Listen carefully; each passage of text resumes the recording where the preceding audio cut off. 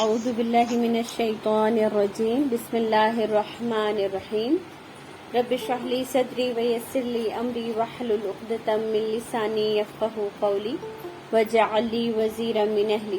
السلام علیکم ورحمۃ اللہ وبرکاتہ۔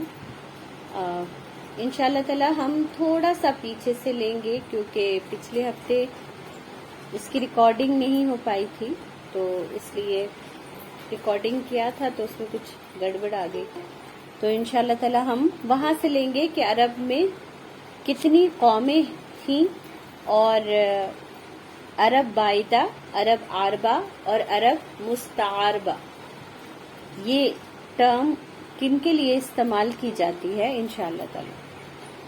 عرب کی قوموں کے بارے میں مورخین نے تین قسمیں عرب کے قرار دی ہیں، ٹھیک ہے۔ سب سے پہلی ہے عرب بائدہ، با الف حمزہ دال ہا۔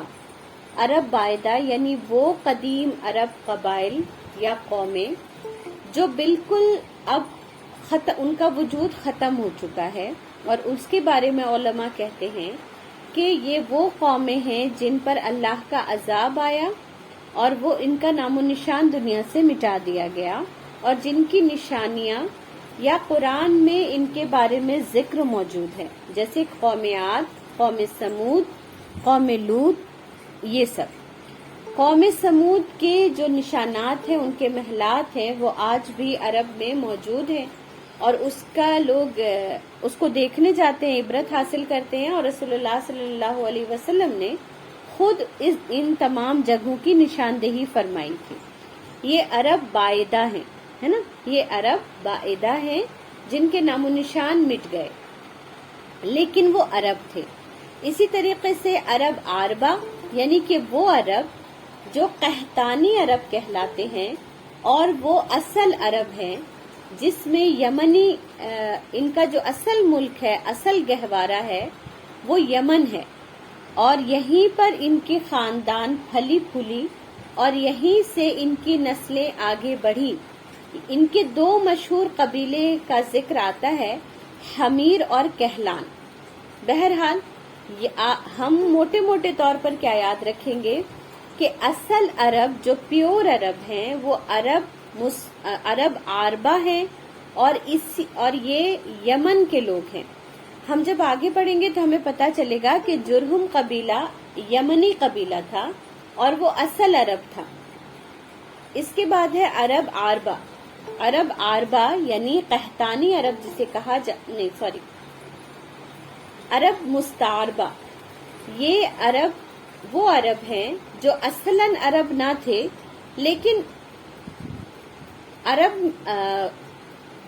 حجاز میں آ کر بسے، اور پھر عربی عورتوں سے شادی ہوئی، تو اس طریقے سے یہ عرب ہو گئے۔ اسے عرب مستعاربہ کہا جاتا ہے، اور ان کی نسل حضرت اسماعیل علیہ السلام کی نسل سے وجود میں آئی، اور انہیں عدنانی عرب بھی کہا جاتا ہے نا۔ عرب عاربہ کو قحطانی عرب بھی کہتے ہیں، اور عرب مستعاربہ کو عدنانی عرب بھی کہتے ہیں۔ اچھا، انہیں عدنانی عرب کیوں کہتے ہیں؟ کیونکہ حضرت اسماعیل علیہ السلام کے خاندان میں عدنان نامی ایک شخص گزرے، جن کا سلسلہ نسب رسول اللہ صلی اللہ علیہ وسلم سے ملتا تھا جا کر، اور اسی لیے انہیں عدنانی عرب کہا گیا، ٹھیک ہے۔ تو موٹا موٹی ہمیں یہ تین عرب یاد رکھنے ہیں، عرب بائدہ، عرب عاربہ اور عرب مستعاربہ۔ عرب بائدہ جن کے نشانات ختم ہو گئے، عرب عاربہ جو اصل عرب ہے، عرب مستعاربہ حضرت اسماعیل علیہ السلام کی نسل سے نکلے ہوئے عرب کے قبائل۔ عرب مستعاربہ کے اگر ہم غور کریں تو جد امجد یعنی ان کے پوروج سیدنا ابراہیم علیہ السلام ہیں، اور وہ اصلاً عراق کے شہر ار میں پیدا ہوئے تھے، ہم اس بات کو جانتے ہیں۔ پھر یہ کہ حضرت ابراہیم علیہ السلام کے جو بچپن کے حالات ہیں، واقعات ہیں، وہ الحمدللہ ہم کئی بار ڈسکس کر چکے ہیں، اور پچھلی کلاس میں بھی اس کو تفصیل سے ہم نے کیا تھا۔ تو حضرت ابراہیم علیہ السلام نے جب اللہ کا پیغام اپنے ملک میں اپنی قوم کے لوگوں میں دیا، اور نتیجتاً انہیں وہاں سے نکلنا پڑا، تو وہ ابراہیم علیہ السلام ہجرت کر کے حران تشریف لائے، حران سے فلسطین گئے اور فلسطین کو ہی اپنا مرکز بنایا۔ یہاں سے وہ ایک بار مصر تشریف لے گئے، جہاں وہ مشہور واقعہ پیش آیا جس کے زیر اثر حضرت سارہ علیہ السلام سے فرعون اتنا زیادہ مرعوب ہوا کہ اس نے اپنی بیٹی حضرت ہاجرہ انہیں ہبا کر دی۔ حضرت ہاجرہ سے کچھ وقت کے بعد حضرت سارہ نے ابراہیم علیہ السلام سے ان کا نکاح کروا دیا، اور اللہ نے حضرت ہاجرہ کے بطن سے حضرت اسماعیل علیہ السلام انہیں عطا فرمایا۔ حضرت ہاجرہ یہ آپ کے سامنے ہے نا اسکرین پہ، آپ دیکھیں ہجرت جب ہوئی ہے تو ابراہیم علیہ السلام، حضرت سارہ اور لوط علیہ السلام حران سے نکلے ہیں۔ حضرت ابراہیم علیہ السلام کے چچازاد بھائی، حضرت ابراہیم علیہ السلام کے بھائی کے بیٹے تھے لوط علیہ السلام، یعنی کہ وہ ان کے بھتیجے تھے۔ اور حضرت سارہ کچھ کہتے ہیں کہ نمرود کی بیٹی تھی، کچھ کہتے ہیں کہ حضرت ابراہیم علیہ السلام کی چچازاد تھی۔ بہرکیف حضرت سارہ نے ابراہیم علیہ السلام نے جب دین پیش کیا تھا اور انہیں اس کے عوض میں آگ میں ڈالا گیا تھا، تبھی حضرت سارہ نے اسلام قبول کر لیا تھا۔ اور جب انہیں ملک سے نکالا گیا تو حضرت سارہ اور لوط علیہ السلام دونوں آگے آئے، انہوں نے کہا ہم ابراہیم علیہ السلام کے دین پر ایمان لاتے ہیں، اور اس لیے انہیں بھی اس شہر سے نکال دیا گیا۔ پھر جب مصر پہنچتے ہیں تو یہ جو اسٹوری ہے جس میں اب حضرت ہاجرہ ان کی فیملی میں وہ ہوتی ہیں، انٹر کرتی ہیں۔ حضرت لوط علیہ السلام کو اللہ تعالیٰ نے الگ جگہ کا نبی بنایا، جارڈن کے نبی بنائے گئے اور وہ وہاں انہیں بھیج دیا گیا۔ حضرت سارہ علیہ السلام چونکہ بے اولاد تھیں، اور جیسے کہ ہم نے پچھلی بار بہت تفصیل سے اس کے بارے میں وہ کر لیا تھا، ذکر کر لیا تھا کہ وہاں کے آس پاس کی عورتوں نے انہیں یہ وہ احساس دلایا کہ یہ بچہ تمہاری سوتن کا ہے اور تم بے اولاد ہو۔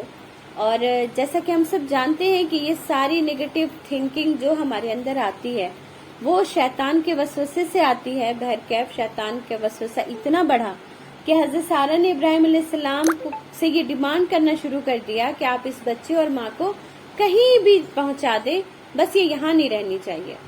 پھر اللہ کا حکم ایسا ہوا کہ فیصلہ حضرت سارہ کے عین مرضی کے مطابق اللہ کا آ گیا، اور اللہ نے حضرت ابراہیم علیہ السلام کو یہ حکم دیا کہ وہ حضرت ہاجرہ کو ایک نامعلوم سفر پر لے جائیں۔ اور پھر حضرت ابراہیم علیہ السلام نے حضرت ہاجرہ سے کہا کہ ہمیں ایک سفر کرنا ہے۔ حضرت ہاجرہ اور نوزائیدہ بچے کو حضرت ابراہیم علیہ السلام نے لیا اور ایک ایسے راستے کی طرف کا انتخاب کیا جس کا تعین اللہ نے کیا تھا۔ بہرحال اس راستے پر حضرت ہاجرہ، حضرت اسماعیل علیہ السلام، ابراہیم علیہ السلام کے ساتھ نکل پڑے، اور وہ راستہ حجاز یعنی کہ عرب کی طرف جاتا تھا۔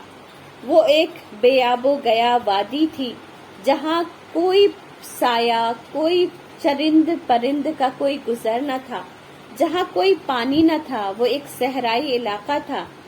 بس ایک جگہ ٹیلے نما کوئی چیز، کوئی زمین ابھری ہوئی تھی، اور ایک پیڑ تھا جو وہاں پر ایک واحد پیڑ تھا جس کے پاس حضرت ابراہیم علیہ السلام نے اپنی اونٹنی کو روکا، اور اللہ کے حکم سے اونٹنی وہیں رکی۔ ابراہیم علیہ السلام اور حضرت سارہ، حضرت ہاجرہ حضرت ہاجرہ، حضرت ابراہیم علیہ السلام اور حضرت اسماعیل علیہ السلام اس اونٹنی سے نیچے اترے، اور کہا جاتا ہے کہ کچھ گھنٹے یا 1-2 دن حضرت ابراہیم علیہ السلام حضرت سارہ کے ساتھ وہاں پر رہے، لیکن اس کی ڈیٹیل ہمیں کہیں سے نہیں ملتی۔ بس اتنا ہی ملتا ہے کہ ان کو اتارا، ان کے ساتھ جو پانی اور ستو تھا وہ ان کے حوالے کیا، اور جانے کے لیے وہ جب مڑے تو حضرت ہاجرہ نے ابراہیم علیہ السلام سے کہا کہ آپ ہمیں کس کے حوالے کر جا رہے ہیں، آپ یہ ہمیں کہاں چھوڑ کر جا رہے ہیں۔ حضرت ابراہیم علیہ السلام بہت پریشان تھے، انہوں نے کوئی جواب نہیں دیا، لیکن کچھ وقت کے بعد جب حضرت ہاجرہ نے خود ہی کہا کہ کیا یہ اللہ کا حکم ہے، تو ابراہیم علیہ السلام نے اس بات میں سر ہلایا، کہا ہاں یہ اللہ کا حکم ہے، اور پھر حضرت ہاجرہ نے ان کا راستہ چھوڑ دیا، کہا کہ آپ جائیں، میرا رب مجھے ضائع نہیں کرے گا۔ لیکن یہ صرف الفاظ نہیں تھے، یہ حضرت ہاجرہ کے ایمان کی دلیل تھے۔ اللہ پر توکل، اللہ پر یقین سے بولا گیا وہ جملہ تھا، تاریخی جملہ تھا، جو مجھے اور آپ کو آج بھی اپنی کسی بھی حالت میں اتنی زیادہ تسلی دیتا ہے، اور ہمیشہ قیامت تک امت مسلمہ کے صرف عورتوں کو نہیں، مردوں کو بھی تسلی دیتا رہے گا، جو حضرت ہاجرہ نے یقین کے ساتھ بولا تھا۔ اور اس یقین کو ہم لوگوں نے اپنی آنکھوں سے دیکھا ہے کہ اللہ نے واقعی انہیں ضائع نہیں کیا، اللہ نے واقعی ان کے نام و نشان کو مٹا نہیں دیا۔ حالانکہ حضرت ہاجرہ اس بات سے بخوبی واقف تھی کہ ایک بچے کے ساتھ اس بے آب و گیا صحرا میں سروائیو کرنا مشکل نہیں، ناممکن ہے، لیکن انہیں اپنے رب پر یقین تھا کہ ان کا رب اگر انہیں ایسے ضائع بھی کر دے گا تو بھی وہ اس دنیا میں تو ضائع ہو جائیں گی، آخرت میں ان کا کوئی ضیاع نہیں ہوگا۔ کیوں؟ کیونکہ وہ جانتی تھی کہ ابراہیم علیہ السلام کوئی بھی کام اپنی رب کی مرضی سے کرتے ہیں، وہ اللہ کے رسول ہیں اور اللہ ان کی رہنمائی فرماتا ہے۔ تو اگر اللہ نے انہیں اس بات کا حکم دیا ہے کہ تم اپنی بیوی اور بچے کو چھوڑ آؤ، تو اللہ بہتر جانتا ہے کہ انہیں کس کام کے لیے چنا گیا ہے۔ بعض دفعہ ہمارا برباد ہو جانا ہماری آخرت کو سنوار جاتا ہے۔ بظاہر دکھتا ایسا ہے کہ ہم برباد ہو رہے ہیں، ہماری چیزیں ضائع ہو رہی ہیں، ہم تل تل ختم ہو رہے ہیں، لیکن وہ تل تل ہمارا ختم ہونا، وہ ضائع ہونا اللہ کی نظر میں ضیاع نہیں ہوتا ہے نا، اگر وہ توکل اور وہ سارا کچھ برداشت اللہ کے لیے کیا گیا ہو۔ بہرحال حضرت آپ نے اسی درخت کے پاس حضرت ہاجرہ علیہ السلام اور حضرت اسماعیل علیہ السلام کو چھوڑا تھا۔ اس وقت مکے میں پانی نہ تھا اور نہ ہی آدم زاد، اس لیے حضرت ابراہیم علیہ السلام نے ایک توشہ دان میں کھجور اور ایک مشکیزے میں پانی رکھ دیا۔ اس کے بعد فلسطین واپس چلے گئے، لیکن چند ہی دن میں کھجور اور پانی ختم ہو گیا اور سخت مشکل پیش آئی، مگر اس مشکل وقت پر اللہ کے فضل و کرم سے زمزم کا چشمہ پھوٹ پڑا اور ایک عرصے تک کے لیے سامان رزق اور متاع حیات بن گیا۔ تفصیلات معلوم اور معروف ہے۔ ہم سب جانتے ہیں کہ حضرت ہاجرہ نے جب اپنے بچے کو پانی بھوک سے تڑپتے دیکھا تو پانی کی تلاش میں وہ دو پہاڑی وہاں پر تھی جس کا نام صفا اور مروہ ہے۔ آج ہم اس نام سے اسے جانتے ہیں اور قرآن نے اس نام کا ذکر بھی کیا ہے۔ قرآن میں ان دو پہاڑوں کا ذکر موجود ہے جسے اللہ نے اپنی نشانیوں میں سے ایک نشانی بتائی ہے۔ تو حضرت ہاجرہ پانی کی تلاش میں ایک پہاڑ سے دوسری پہاڑ پر جاتی تھی اور یہ چکر انہوں نے 7 دفعہ لگائے تھے۔ اس لیے امت مسلمہ کے لیے یہ حکم ہوا کہ حج بیت اللہ میں وہ اللہ کی اس پیاری بندی کے دوڑنے کے یادگار میں ہر مومن مسلمان مرد اور عورت کے لیے یہ ضروری ہے کہ وہ بھی صفا اور مروہ کے ساتھ چکر لگائیں، تبھی ان کا حج پورا ہوگا، ہے نا۔ اور آپ دیکھیں کہ یہ دوڑ ایک ماں کی تھی، یہ دوڑ ایک عورت کی تھی۔ اگر ہم حضرت ہاجرہ کی شخصیت سے اپنے لیے سبق نکالنا چاہیں تو ہماری پوری زندگی کے لیے ان میں سے نکالا گیا سبق کافی ہوگا، اور خود ہمیں سوچنا چاہیے کہ اللہ رب العالمین ہمیں حج کے لیے زندگی میں ایک بار کم از کم حج ضرور کرو۔ جن کے پاس بھی استطاعت ہے اللہ نے اس پر فرض کر دیا کہ وہ حج بیت اللہ ادا کرے۔ اور حج بیت اللہ اگر ہم غور کریں تو یہ ایک پریوار کے سیکریفائس کی کہانی ہے جسے اللہ چاہتا ہے کہ اس کا ہر صاحب استطاعت بندہ اسے دہرائے۔ اور اگر ہم اس پر بھی غور کریں گے نا کہ صاحب استطاعت ہی کیوں، تو بھی ہمیں بات سمجھ آ جاتی ہے کہ صاحب استطاعت کے لیے کن کن آزمائشوں پر پورا اترنا ضروری ہے، اس کے لیے کون کون سے اللہ کے کام ہے جسے کرنا ضروری ہے، اور وہ کسی بھی کام کے لیے کوئی بہانہ نہیں کر سکتا۔ اور اس میں مرد اور عورت کے لیے برابر مثالیں موجود ہیں کہ ایک نہ عورت یہ کہہ سکتی ہے کہ یہ مردوں کے کرنے کے کام ہیں اور ہم اس سے بری الذمہ ہیں۔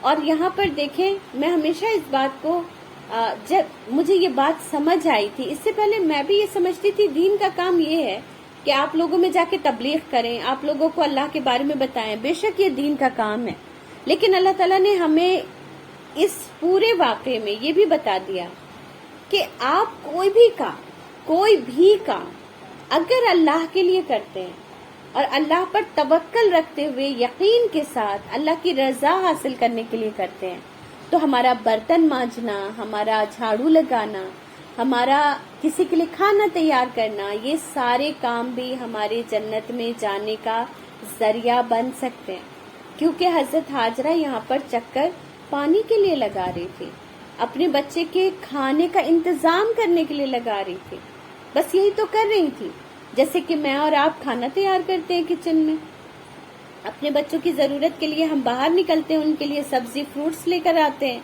لیکن اس میں ہمارا انٹینشن کیا ہوتا ہے، ہمارا توکل کیا ہوتا ہے، ہمارے جو ذہن میں جو چیز چل رہی ہوتی ہے اس میں اللہ رب العالمین کہاں کہاں پر ہے، یہ بس امپورٹنٹ چیز ہے جو ہمیں دیکھنے کی ضرورت ہے۔ اسی لیے ہمیں جو بیس بتائی جاتی ہے دین کی وہ یہ کہ اللہ تعالیٰ کوانٹٹی نہیں دیکھتا، اللہ کوالٹی دیکھتا ہے۔ اللہ آپ سے منزل پر پہنچ جانا نہیں چاہتا، اللہ ہمارے راستے دیکھتا ہے کہ تم اس راستے پر چلے یا نہیں، ہے نا۔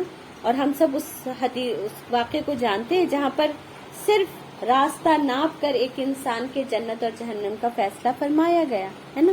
تو بہرحال حضرت سارہ یہ چکر لگاتی ہیں اور پھر اس کے بعد اللہ کے حکم سے وہاں پر ایک چشمہ پھوٹ پڑتا ہے جس کا نام زمزم ہے، اور یہ کافی مشہور اور معروف چشمہ ہے الحمدللہ۔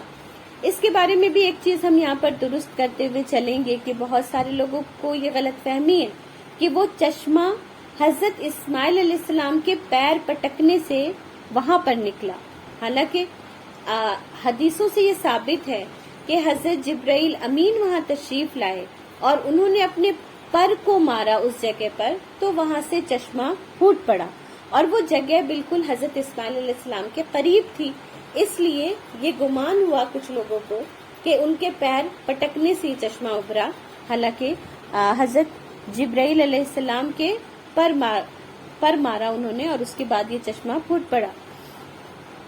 اللہ کے رسول صلی اللہ علیہ وسلم کی ایک حدیث ہے جس میں اللہ کے رسول صلی اللہ علیہ وسلم نے فرمایا کہ اللہ رحم کرے میری ماں ہاجرہ پر، اگر انہوں نے زمزم کو زمزم نہ کہا ہوتا تو وہ آج ایک بہتا چشمہ ہوتا۔ تو اس سے یہ پتا چلتا ہے کہ حضرت ہاجرہ نے اسے زمزم کہا اور وہ پانی وہیں رک گیا۔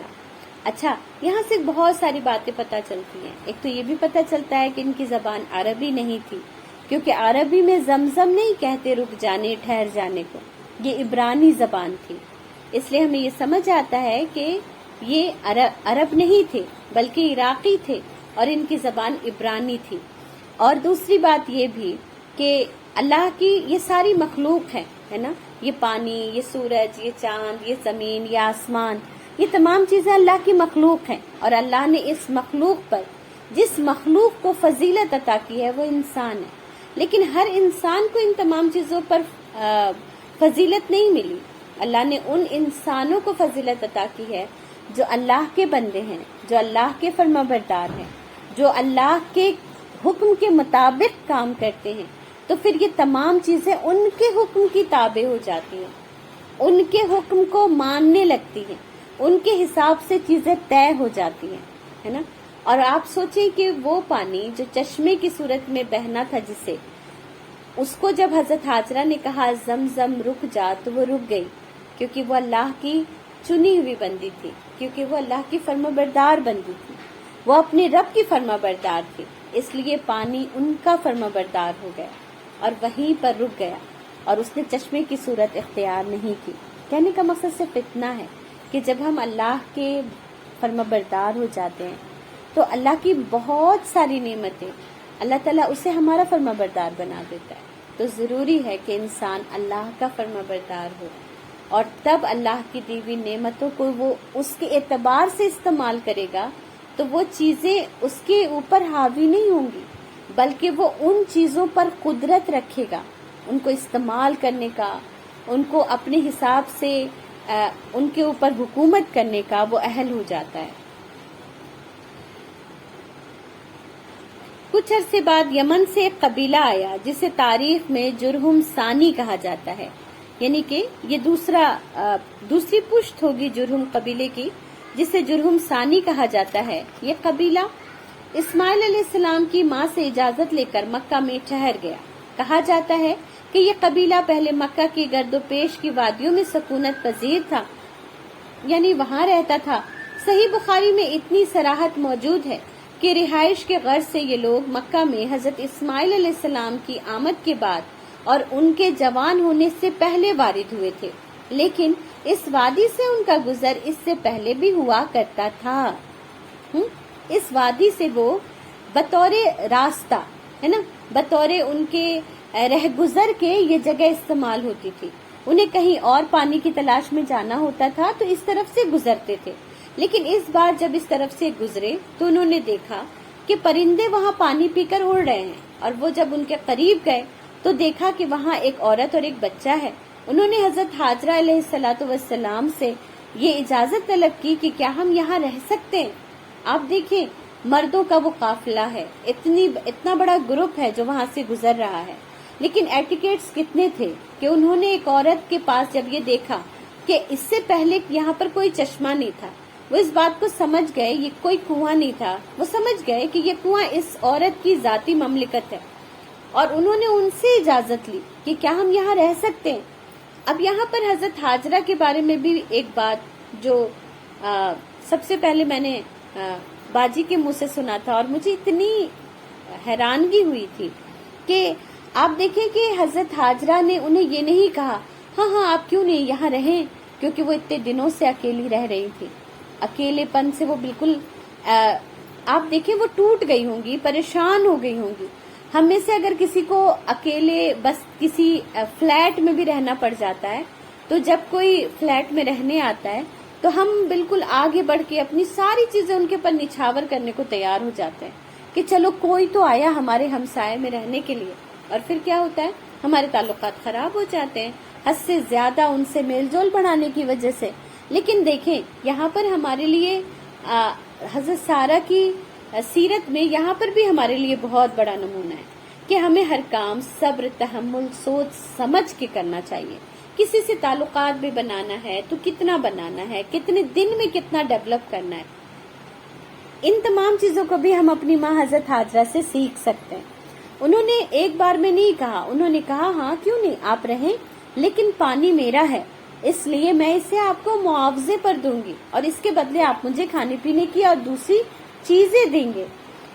قبیلہ جرہم اس بات کے لیے تیار ہو گیا اور انہوں نے ان کو پانی کے باضابطے پے کیا، انہوں نے پانی کے لیے انہوں نے ان کو پے کیا۔ تو اگر ہم دیکھیں تو حضرت ہاجرہ مطلب بہت کم سن تھی جب فرعون نے انہیں حضرت سارہ کو دے دیا۔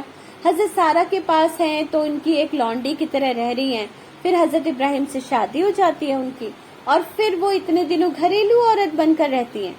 یہ جو ان کے وہ تھا جو ایک ان کے اندر یہ صلاحیت تھی ڈیسیزن لینے کی، یہ کیسے پروان چڑھی؟ کس نے انہیں سکھایا؟ کس نے انہیں یہ آئیڈیا دیا کہ تمہیں یہ ایسے ڈیل کرنا چاہیے؟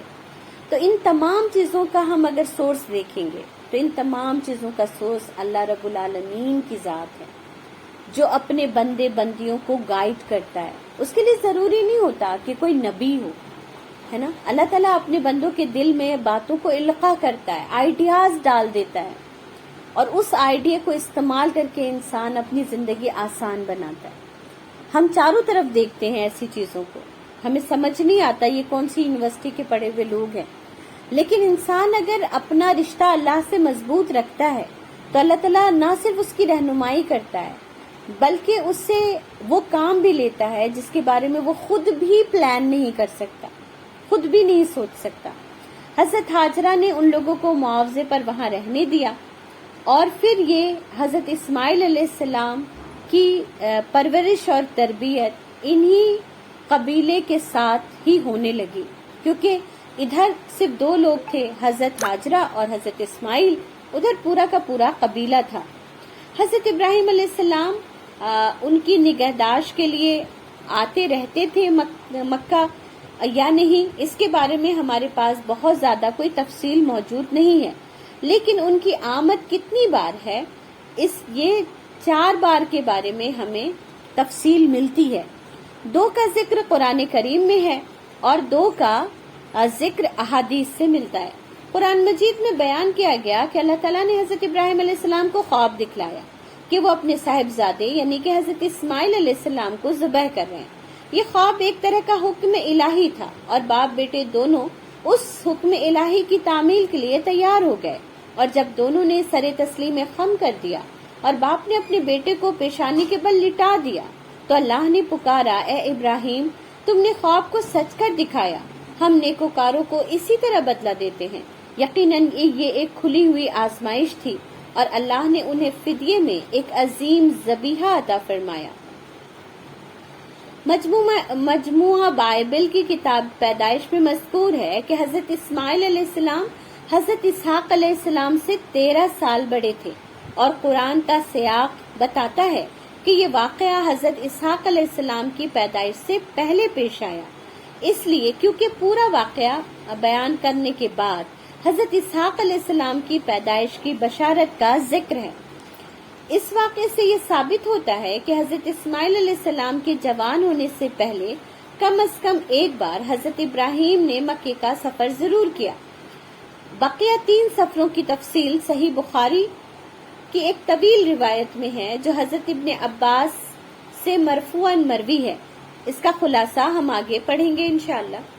اور یہ جو واقعہ ہے جس کا ذکر ہم نے ابھی پڑھا ہے کہ حضرت ابراہیم علیہ السلام کو لگاتار 3 دن تک ایک ہی خواب آتا رہا کہ وہ اپنے بیٹے کو ذبح کر رہے ہیں. اس بیٹے کو جسے وہ بے آب و گیا صحرا میں چھوڑ آئے تھے. وہ بیٹا جو اب بچا ہے یا نہیں، یا اگر بچا ہے تو کتنی تکلیفوں اور کتنی پریشانیوں اور کتنی اذیتوں کے ساتھ اس کی پرورش ہو رہی ہے، اس سے حضرت ابراہیم علیہ السلام بھی انجانے نہ تھے. لیکن اب حکم خداوندی کیا تھا کہ اپنے بیٹے کو ذبح کر دو، ہے نا. دیکھیں اللہ تعالیٰ کی ہم ایک جو اللہ کے آزمائش کا ہم پیٹرن دیکھتے ہیں وہ کیا ہے کہ جو کوئی بھی چیز اگر آپ کو بہت زیادہ محبوب ہو گئی تو اللہ پھر آزمائش اسی چیز سے ہماری لیتا ہے. یہ آج تک انسانوں کے ساتھ ہوتا رہا ہے اور شاید ہوتا رہے گا.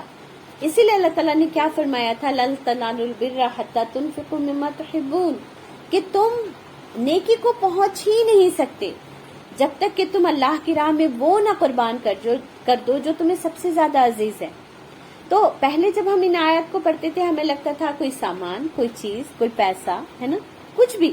لیکن اگر مجھے اپنا غصہ بہت عزیز ہے، اگر میں اپنے غصے سے دستبردار ہی نہیں ہونا چاہتی، تو یقین کریں کہ وہ ضد، وہ انا، وہ غصہ، یہ تمام چیزیں ہم جب تک اللہ کی راہ میں قربان نہیں کر دیں گے ہم نیکی کو نہیں پہنچ سکتے. اور وہ ابراہیم علیہ السلام تھے جنہوں نے ہر جگہ ثابت کیا تھا کہ وہ رب کے بندے ہیں، وہ رب کے غلام ہیں، وہ اول المسلمین ہیں. اس کے باوجود ان کے دل میں اپنے بیٹے کی محبت کتنی تھی کہ رب نے ان کو کیا حکم دے دیا کہ اب اپنے بیٹے کو میری راہ میں ذبح کر دو، ہے نا. کتنی زیادہ آزمائشوں سے گزرے تھے ابراہیم علیہ السلام، لیکن ایک لفظ شکایت کا نہیں آیا ان کی زبان پر. یہ میرے ہی ساتھ کیوں، میں ہی کیوں اتنی قربانیاں دوں، میں ہی کیوں آزمائی جاتی ہوں، بار بار میرے ہی کام کیوں خراب ہوتے ہیں. یقین کریں جن کے کام خراب ہوتے ہیں وہ رب کے بڑے محبوب بندے ہوتے ہیں. جن کے اوپر ایک ایک کر کے آزمائشیں آتی ہیں وہ اللہ کے بڑے برگزیدہ بندے ہوتے ہیں. اور یہ باتیں کوئی فیری ٹیل نہیں ہے، یہ تو اللہ رب العالمین نے اپنے بندے کی سنت سے ہمیں بتایا ہے، اپنے بندے کے طریقے سے ہمیں سکھایا ہے. اس میں کوئی کنفیوژن نہیں ہونا چاہیے ہمیں. اور جب ہم چھوٹے تھے نا تو ہم اس بات کو سمجھتے تھے کہ جس کے اوپر بھی آزمائش آتی ہے وہ اللہ کے نیک بندے ہوتے ہیں.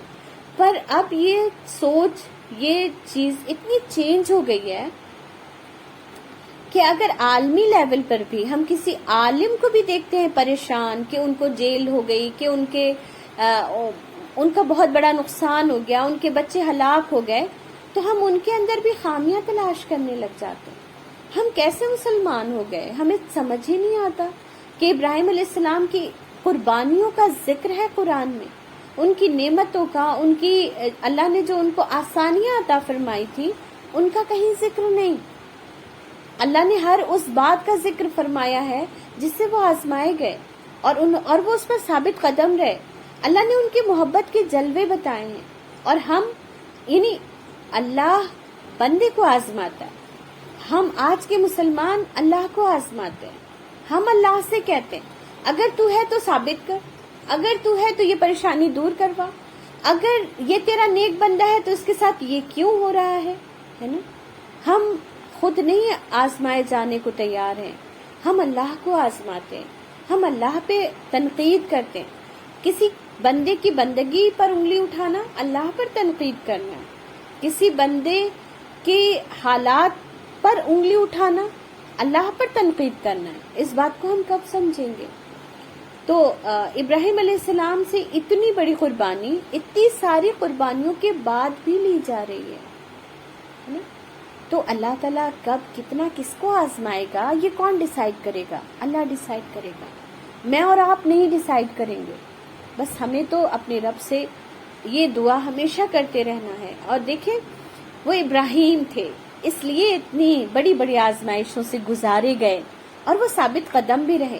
لیکن امت مسلمہ پر اللہ نے تو بہت رحم کیا. ان کے رسول کو وہ دعائیں سکھائیں اللہ نے جو اللہ کے رسول صلی اللہ علیہ وسلم ہمیں سکھا کر گئے. وہ آیتیں سکھا دی ہمیں جس میں ہم اللہ سے کہہ سکتے ہیں کہ پروردگار میرے اندر وہ طاقت نہیں کہ میں اتنا بوجھ اٹھا سکوں. ہمیں تو دعائیں سکھائی گئی کہ اللہم انی اعوذ بک من جہد البلائی و درک الشقائی و سوء القضائی و شماتت العادہ، ہے نا، کہ اللہ تعالیٰ تو مجھے بلا کی مشقت سے اور آزمائشوں سے اور بہت ساری نا اور دشمنوں کے ہنسنے سے، ان تمام چیزوں سے میری حفاظت فرما. میں آپ سے پناہ مانگتا ہوں ان تمام چیزوں کی. تو ہمارے لیے تو بہت سارے آپشن، بہت سارے راستے ہیں. اس کے باوجود اگر اللہ کے بندے آزمائے جا رہے ہیں تو یقین کریں اس میں ان کا حوصلہ بڑھائیں. انہیں بتائیں کہ اللہ اپنے نیک بندوں کو آزماتا ہے. انہیں بتائیں تم اللہ کی نظر میں ہو، اللہ تمہیں کاؤنٹ کر رہا ہے. اللہ تمہیں ان بندوں کی طرح نہیں سمجھتا جن کو اللہ نے بے دریغ زندگی کا سامان دے رکھا ہے اور ان کی طرف دیکھتا بھی نہیں، ہے نا. تو پھر حضرت اسماعیل علیہ السلام کو ذبح کرنے حضرت ابراہیم علیہ السلام مکہ تشریف لاتے ہیں اور بیٹے سے اس بات کا ذکر کرتے ہیں. اس کے بارے میں بھی جو قرآن کی آیات ہیں وہ اتنی پیاری اور اتنی اچھی ہیں کہ اسے ضرور نکال کر پڑھنا چاہیے. سورہ صافات آیت نمبر 103 سے 107 میں یہ پورا واقعہ درج ہے. اور یہ جو کنورسیشن ہے ایک باپ اور بیٹے کی، وہ اتنی پیاری ہے کہ ہر ماں کو اپنے بیٹے کو یہ ضرور سنانا چاہیے اور اس میں اسے بتانا چاہیے کہ باپ کی باتوں کا کیسے جواب دیا جاتا ہے، کیسے فرما برداری کی جاتی ہے. اور ایک بندہ جب اللہ کا فرما بردار ہوتا ہے تو اپنے وہ والد کا کتنا فرما بردار ہوتا ہے. وہ کیسے اپنے والد کی باتوں کو سنتا ہے اور اس میں اللہ کے حکم کو نکالتا ہے.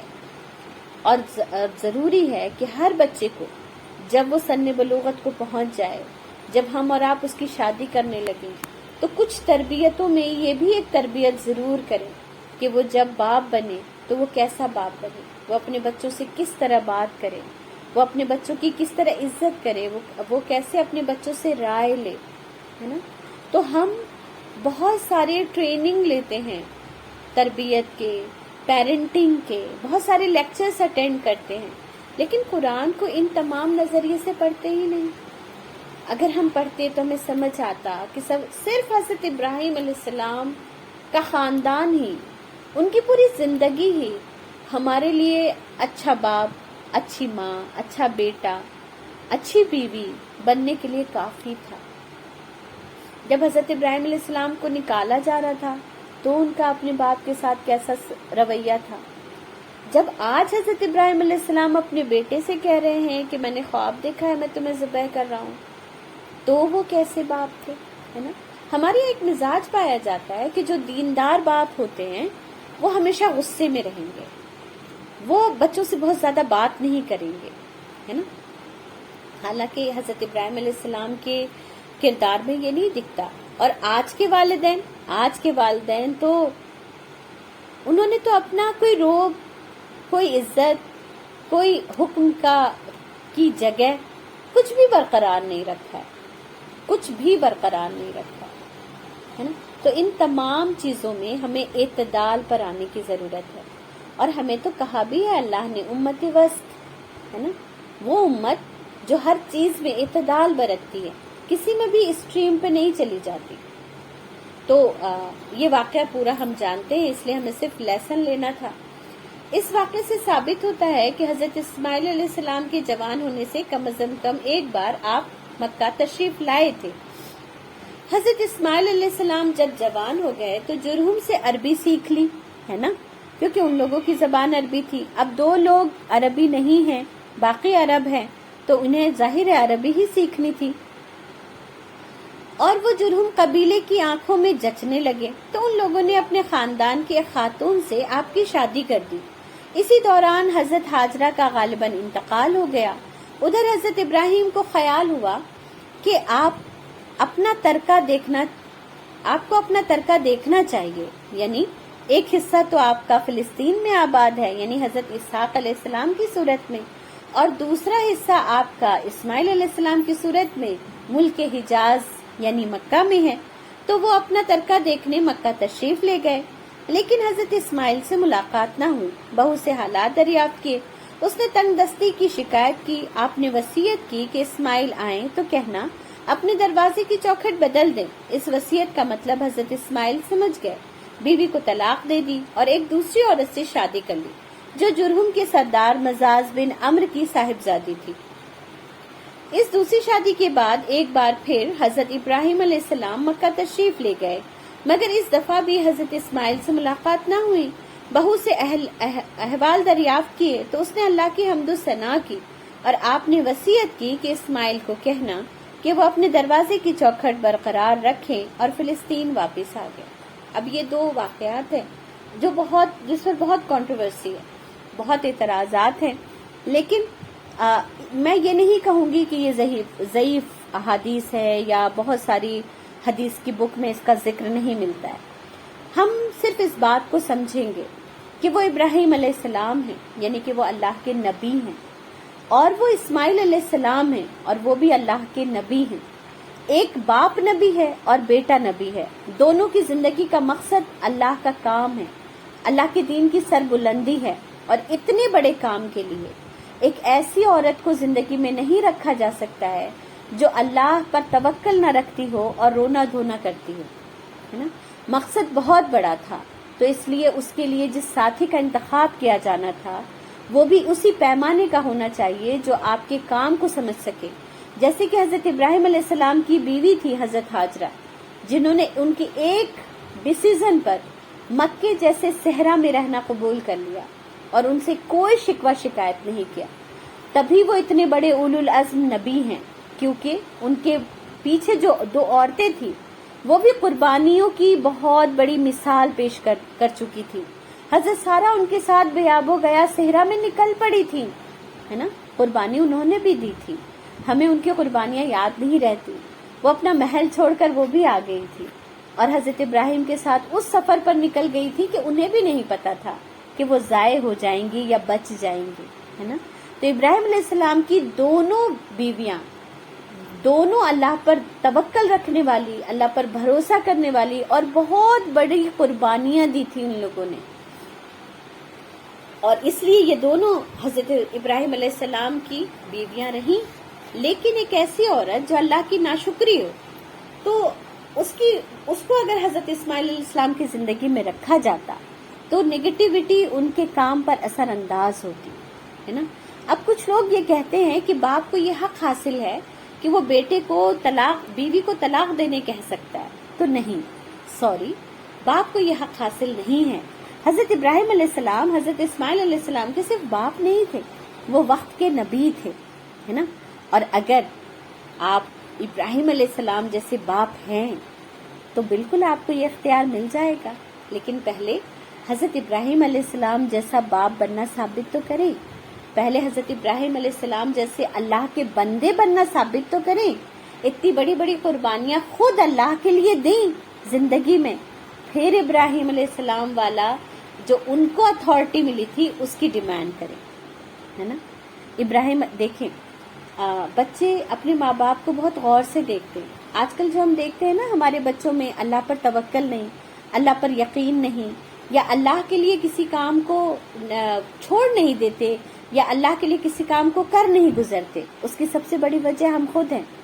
جب ہم پہ کوئی مشکل آتی ہے تو ہم کہاں مصلی بچھا کر بیٹھ جاتے ہیں اور اللہ کو یاد کرنے لگتے ہیں. ہم کہاں یہ کہہ کر آگے بڑھتے ہیں اللہ مجھے ضائع نہیں ہونے دے گا. جب ہمارا یہ یقین ہوتا تبھی ہمارے بچوں کے دلوں میں اللہ پر یقین مضبوط ہوتا. ہم خود یاد کریں، ہماری مائیں کیسی تھی، ہمارے والد کیسے تھے، ان لوگوں کا اللہ پر توکل کیسا تھا. کیا ہمارا توکل ایسا ہے؟ کیا ہم نے اپنے بچوں کو ایسی مثالیں پیش کی ہیں؟ اگر نہیں کی ہیں تو میرے اور آپ کے پاس جتنا ایمان ہے نا، اس سے بھی بہت کم ایمان ہمارے بچوں کے پاس رہ جائے گا اگر ہم نے اس کی فکر نہیں کی، ہے نا. تو یہ جہاں پر بھی یہ کنٹروورسی ہو وہاں پر اس دو باتوں کو ضرور رکھیں کہ حضرت ابراہیم اللہ کے نبی تھے، اللہ نے ان کو اتھارٹی دی تھی، مجھے اور آپ کو نہیں دی ہے. اور پھر یہ کہ انہوں نے اپنا اللہ کا بندہ ہونا ثابت کیا تھا. میرا اور آپ کا ثابت ہونا ابھی باقی ہے. ہمارا اور آپ کا بندہ ہونا کب ثابت ہوگا؟ قیامت میں. قیامت میں اللہ اعلان کرے گا کہ یہ کامیاب ہوا کیونکہ اس نے دنیا میں ہمیشہ مجھے یاد رکھا. حضرت ابراہیم علیہ السلام تو دنیا میں کامیاب ہو گئے تھے. اللہ نے تو ان کے بارے میں دنیا میں فرما دیا نا کہ ابراہیم میرے بندے ہیں، ابراہیم خلیل اللہ ہے. تو یہ اللہ کا اعلان ہے جو ہم سب کے لیے قیامت میں ہوگا. تو تب تک ہمارے پاس کوئی اتھارٹی نہیں ہے ایسی، ہے نا. میرے خیال میں بات سمجھ میں آ گئی ہوگی، اور اگر نہیں آئی ہے تو ہم لاسٹ میں انشاءاللہ تعالیٰ اس سے ریلیٹڈ اگر سوال ہوں تو ہم لے لیں گے. یہاں پر ایک اور چیز بھی نوٹ کرنے کی ہے کہ جب ہم اس کو پڑھ رہے تھے تو ہم نے پڑھا کہ جرہم قبیلے کی ایک عام عورت سے پہلے آپ کی شادی ہوئی اور دوبارہ میں اس کے سردار کی بیٹی سے آپ کی شادی ہوئی. اور دونوں کے آپ اگر ہم دیکھتے ہیں دونوں کے اندر کی کوالٹیز تو ہمیں پتہ چلتا ہے کہ عام عورت کے اندر صبر اور تحمل نہیں تھا، حالانکہ سردار کی بیٹی کے اندر صبر اور تحمل تھا. جبکہ وہ بہت ناز و نعم میں پلی ہوگی، نعمتوں میں پلی ہوگی، اسے بہت کچھ اچھا ہی ایک عام عورت سے ملا ہوگا. اس کے باوجود اس کی تربیت ایسی تھی کہ وہ اسماعیل علیہ السلام کے تھوڑی سی چیزوں میں بھی خوش تھی. تو اس سے ہمیں یہ بھی پتہ چلتا ہے کہ تربیت بہت بڑا فیکٹر ہوتی ہے آپ کے صبر کے لیے، اللہ پر یقین کے لیے، اللہ پر بھروسے کے لیے. اور ان تمام چیزوں کے لیے ہمیں اپنی بچیوں کی بہترین تربیت کرنے کی ضرورت ہے. جہاں پر ہمیں اپنے بیٹوں کی بھی تربیت کرنا ہے وہاں پر اپنی بیٹیوں کو یہ بتانا بہت ضروری ہے کہ اس دنیا میں تم اگر اپنے سارے حقوق اپنے شوہر اپنے سسرال والوں سے لے بھی لوگی تو کوئی گارنٹی نہیں ہے کہ تمہاری آخرت کامیاب ہو جائے گی. لیکن اگر دنیا میں اپنے حقوق اللہ کے لیے چھوڑ دو گی، اس کے لیے صبر کر لو گی، اس کے لیے بہت ساری پریشانیاں اٹھا لو گی، تو یہ گارنٹی ہے کہ آخرت سنور جائے گی. ہمیں اپنے بچوں کو بچیوں کو حقوق ادا کرنے والا بنانا ہے، نہ کہ جھنڈا لے کر اپنے حق طلب کرنے والا. اسلام کے مزاج کو ہم سمجھے. اسلام حقوق دینا سکھاتا ہے ہمیں، کسی سے بھی حق مانگنا نہیں سکھاتا. ایونس کہ اس نے ماں باپ کو بھی یہ حق نہیں دیا کہ ماں باپ اپنے بچوں سے یہ کہیں کہ میری خدمت کرنا تم پر فرض ہے. ہاں وہ تربیت کے وقت یہ کہہ سکتے ہیں، لیکن قرآن کا پڑھنے والا ایک مسلمان جب قرآن کو خود پڑھتا ہے تو وہ اس بات کو سمجھ جاتا ہے کہ ماں باپ کے لیے اس کے کندھے ہمیشہ جھکے رہنے چاہیے، ہے نا، اسے اف نہیں کرنا چاہیے. اللہ تعالیٰ اپنے ہر اس بندے کو اس کی ڈیوٹی بتاتا ہے جس کے اوپر ذمہ داری ہے. اللہ تعالیٰ اسے کبھی نہیں بتاتا جو اس کو وہ کرتا ہے جس سے وہ سارے حقوق چاہیے، ہے نا. تو ایک بیوی کو شوہر کے حقوق بتائے گئے، اس بیوی کو بیوی کے حقوق نہیں بتائے گئے. ایک شوہر کو بیوی کے حقوق بتائے گئے، اس کو اس کے حقوق نہیں بتائے گئے. لیکن آج ہمارے یہاں سب کچھ ریورس ہو گیا ہے. بچوں کو اپنے حقوق پتہ ہیں، ماں باپ کو اپنے حقوق پتہ ہیں، بیوی کو اپنے حقوق پتہ ہیں، ساس کو اپنے، بہو کو اپنے حقوق پتہ ہے. ہے نا. ہر بہو کو پتا ہے کہ شریعت نے اس کے اوپر اس کے گھر کے کام کرنے اور ساس سسر کی خدمت کرنا اس کے اوپر فرض نہیں کیا. کیا ہر بہو کو یہ پتا ہے کہ اس کے اوپر ذمہ داری کس چیز کی ہے؟ کیا ہر عورت اس بات کو جانتی ہے کہ وہ اپنے گھر کی مربی ہے؟ اس سے اس کے بارے میں سوال ہوگا. اس کی ہر رائی سے اس کی رعیت کے بارے میں سوال ہوگا. تو اگر آپ 2 4 5 6 جتنے لوگوں کے اوپر بھی آپ کو اللہ نے اتھارٹی دی ہے اس کے بارے میں آپ سے سوال کیا جائے گا. لیکن ہمیں اپنے سوال کی کوئی فکر نہیں، بس ہمیں فکر اس بات کی ہے کہ اللہ نے ہمیں کون کون سے حقوق دیے. تو دیکھیں اگر ابراہیم علیہ السلام آج ہمارے گھروں میں آ جائیں تو کتنے رشتے ہیں شادی شدہ جو بچ جائیں گے، جو ہم سارے اپنے حقوق کا جھنڈا لیے کھڑے ہیں اپنے اپنے گھروں میں اور پھر بھی درود ابراہیمی پڑھتے ہیں. اللہم صلی علی محمد وعلی آل محمد کما صلیت علی ابراہیم. وہ جو ہمارے بابا تھے نا، انہیں اپنی بیٹیوں کے منہ سے شکوہ سننا پسند نہیں تھا، ہے نا. تو جس ابراہیم علیہ السلام پر ہم صبح و شام درود بھیجتے ہیں، جس ابراہیم علیہ السلام پر درود بھیج کر ہم اللہ سے یہ توقع رکھتے ہیں کہ اللہ تعالیٰ میری مشکلوں کو آسان کر دے گا، ان مشکلوں کو ایک بار ضرور چیک کریں کہ وہ مشکلیں کیا واقعی مشکل ہیں یا اس مشکل کو ہم نے اپنے لیے عذاب بنا لیا ہے. کیا میں اللہ کے حکم کی پیروی کرتے ہوئے اس مشکل سے گزر کر اپنے لیے جنت حاصل کر سکتی ہوں، یا میں یہ سارے درود پڑھ کر اللہ سے یہ دعا کر سکتی ہوں کہ آپ بس مجھے اس سے نکال دیجئے، بس میرے حقوق مجھے مل جائیں، بس مجھے دنیا میں ایک اچھی زندگی مل جائے.